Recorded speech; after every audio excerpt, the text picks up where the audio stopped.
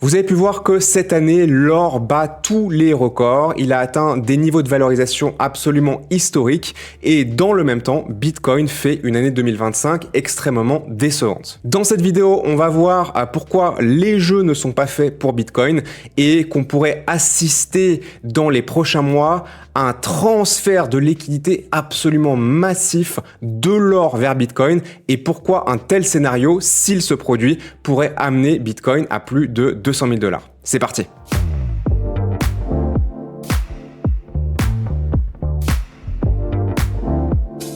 Allez, bienvenue dans cette vidéo, je m'appelle Sylvain Marche, je suis trader indépendant depuis plus de 20 ans et fondateur de la salle de marché en ligne Stradogy. Pensez bien à mettre un pouce en l'air avant qu'on démarre cette vidéo pour me signifier que vous appréciez ce type de sujet, que je devrais en faire davantage.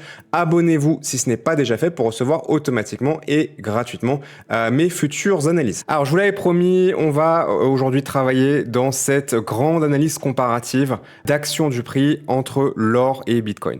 Donc, commençons par l'or, ensuite on regardera Bitcoin et ensuite on regardera évidemment la relation et le ratio qui existe entre les deux.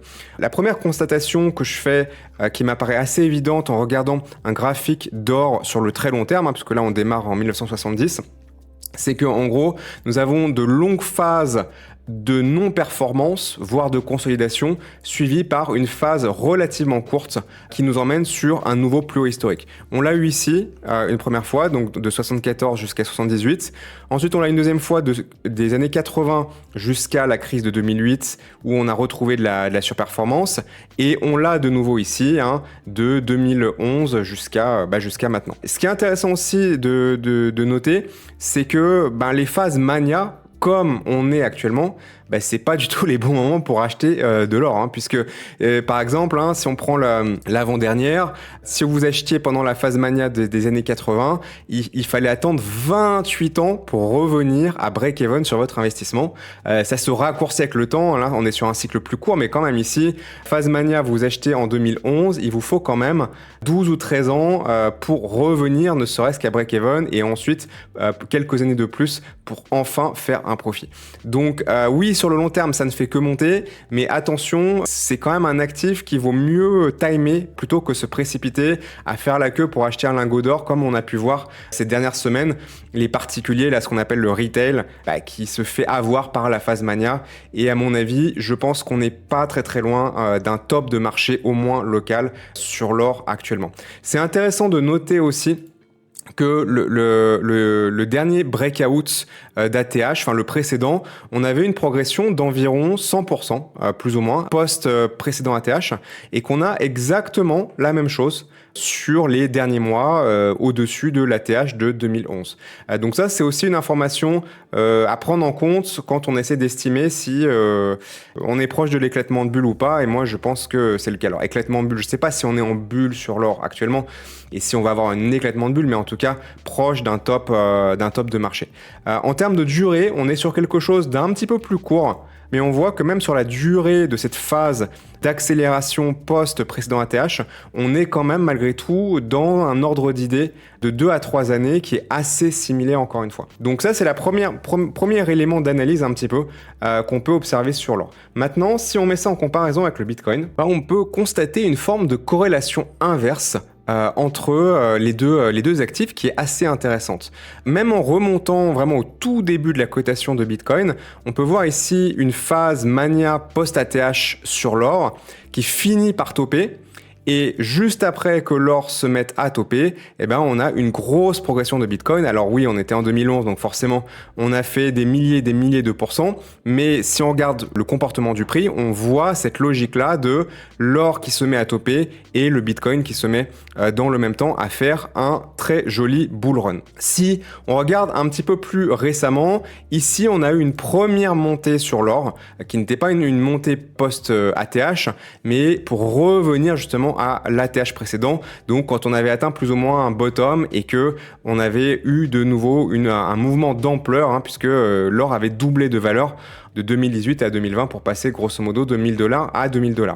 Et on fait un top de marché, et encore une fois que le top de marché est fait et que les gains sur l'or ont été entre guillemets accumulés, eh bien, Bitcoin se met à nouveau à faire son bull run, hein, puisque là, c'était 2020-2021 quand le Bitcoin est passé de 8-9 000 $ à plus de 60 000 $ en l'espace de quelques mois. Et là, de nouveau, on se retrouve de nouveau dans une situation assez potentiellement, j'ai envie de dire, similaire. On a de nouveau une forte progression de l'or.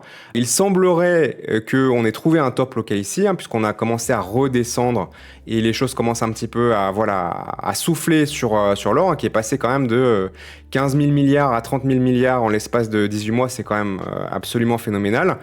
Et dans le même temps, pour l'instant, le Bitcoin qui fait un petit peu du surplace, comme dans cette période précédente où pendant que l'or ne faisait que monter, Bitcoin faisait aussi du surplace. Alors on a eu le Covid un petit peu en plein milieu, etc. C'est pas forcément d'une propreté parfaite, mais on était globalement dans de la non-performance dans une grande partie de cette phase de progression là aussi. Donc cette relation, elle est très intéressante. Et maintenant, ce qu'on peut faire, c'est regarder le ratio, c'est-à-dire si on divise le Bitcoin par l'or, de regarder cette courbe-là, de quelle manière elle se comporte au fil du temps et dans quelle situation on est actuellement. Alors voilà, maintenant donc on est sur un graphique BTC versus Gold, hein, donc Bitcoin divisé par l'or, qui nous donne tout simplement le ratio de force relative entre ces deux actifs.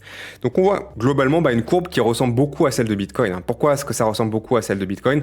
Tout simplement parce que dans les 15 dernières années d'évolution du prix de Bitcoin, il a eu une telle ampleur de progression que, comme dans le même temps, l'or travaillait dans une amplitude qui était déjà à maturité, ça donne évidemment forcément cet effet-là où on a l'impression que l'or ne bouge pas pendant que le Bitcoin bouge.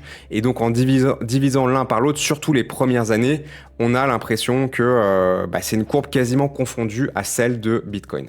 Ceci étant dit, on voit bien que sur les dernières années, cet effet commence à s'affaisser puisque Bitcoin commence à arriver à maturité. Ce qui est intéressant de noter quand même malgré tout, c'est encore une fois, on retrouve cet effet d'ATH cassé puis de progression qu'on peut observer ici, une deuxième fois ici, une troisième fois ici.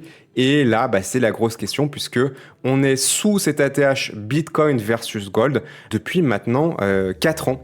On l'a travaillé à de nombreuses reprises, en tout cas on s'en est approché à de nombreuses reprises, et la grande question c'est est-ce qu'il va être cassé à nouveau comme c'était le cas précédemment. Ce qu'on peut remarquer aussi, c'est qu'on a forcément une progression post-ATH qui se réduit avec le temps, ce qui est absolument normal, puisque au début on comparait un actif qui ne pesait que quelques milliards à un actif qui en pesait des dizaines de milliers, alors que là maintenant on est sur un actif qui pèse d'un côté plusieurs milliers versus un autre plusieurs dizaines de milliers, donc le ratio entre les deux est forcément plus compact. Donc là voilà, on avait eu je crois 4000% d'évolution de ratio entre les deux, et puis évidemment plus ça va et plus ça baisse. La deuxième fois on a eu 1000% environ, la troisième fois c'était beaucoup plus léger, c'était environ 120-130%. Et là, on n'a pas repassé l'ATH. Ce qui est intéressant, c'est que si on part du principe qu'on va de nouveau passer l'ATH, mais que la performance va continuer de se réduire, en imaginant qu'on soit seulement sur la moitié du précédent et qu'on soit par exemple au lieu d'être à 135%, d'être à 60 ou 70%, eh bien ça nous amènerait à un ratio d'environ 70, et un ratio de 70 nous amènerait potentiellement à environ un Bitcoin à 200 000 $, en partant du principe évidemment que l'or ne va pas non plus complètement s'effondrer et qui va quand même globalement, même s'il peut réduire un petit peu, stabiliser dans les prochains mois. Ce qu'on peut constater aussi, à partir de 2020, on voit qu'on est sur un support ici qui a été testé à plusieurs reprises. Alors là, qui a été cassé brièvement ici, on est en train de se reprendre un petit peu. Mais un premier point d'appui sur le crash Covid 2020, deuxième point d'appui qui était la fin du bear market, et là événement de liquidation très très important qu'on a eu il y a environ 2 semaines sur le marché des crypto-monnaies, qui a fait traverser cet oblique support, mais on est encore sur une zone acceptable où il y a un rebond est possible, et si on a un rebond là, on est quand même sur cette zone de travail général. Parfois, il faut aussi savoir avoir un petit peu de flexibilité et réfléchir plutôt en zone que sur des niveaux de prix qui sont au centime près. Ceci étant dit, il est évident qu'on est à une croisée des chemins, où là, si ça ne rebondissait pas dans les prochaines semaines, on pourrait avoir une phase où, encore une fois, on ne retrouverait pas, en tout cas à court terme, le comportement qu'on avait eu sur les cycles précédents. Ça ne veut pas forcément dire qu'on va assister à un énorme crash de Bitcoin face à l'or. Moi, je ne pense pas, mais on pourrait avoir une zone de travail comme ça sur 1 ou 2 années, par exemple, dans lequel on est un petit peu sur une espèce d'équivalence avec une alternance court terme entre la valorisation de Bitcoin et celle de l'or, et en tout cas le ratio qui existe entre les deux. Moi, mon scénario, je vous l'ai déjà dit, qui reste favori, ça reste un scénario de rebond. Et c'est vrai que là, si on validait ce rebond pour aller retravailler encore une fois cet ATH face à l'or, pour moi, il serait quand même extrêmement probable que derrière, on ait une continuation haussière. Je ne sais pas quelle amplitude exactement, potentiellement une amplitude moins importante que celle qu'on a eu que le cycle d'avant et du cycle d'avant, et etc. etc. Mais on pourrait quand même avoir quelque chose de très intéressant. Et si on revient pour moi taper l'ATH, la progression qui s'ensuit, je vois difficilement comment on pourrait pas aller au moins à 160 000, 170 000 dollars. Là, un ratio à 70 pourrait nous amener, 65-70 pourrait nous amener à environ un Bitcoin à 200 000 dollars. Évidemment, ça va dépendre de beaucoup d'éléments macro autour de la liquidité, autour de retrouver de l'appétit au risque sur les marchés boursiers et donc pas par conséquent sur les marchés crypto. En tout cas, voilà, j'espère que ces différents éléments vous permettront d'y voir un petit peu plus clair entre le comportement de Bitcoin long terme, de l'or à long terme et de la relation d'alternance finalement qui existe entre les deux. On est à un moment très très important qu'il va falloir surveiller avec beaucoup d'attention. Je serai là pour continuer à commenter et analyser ça avec vous.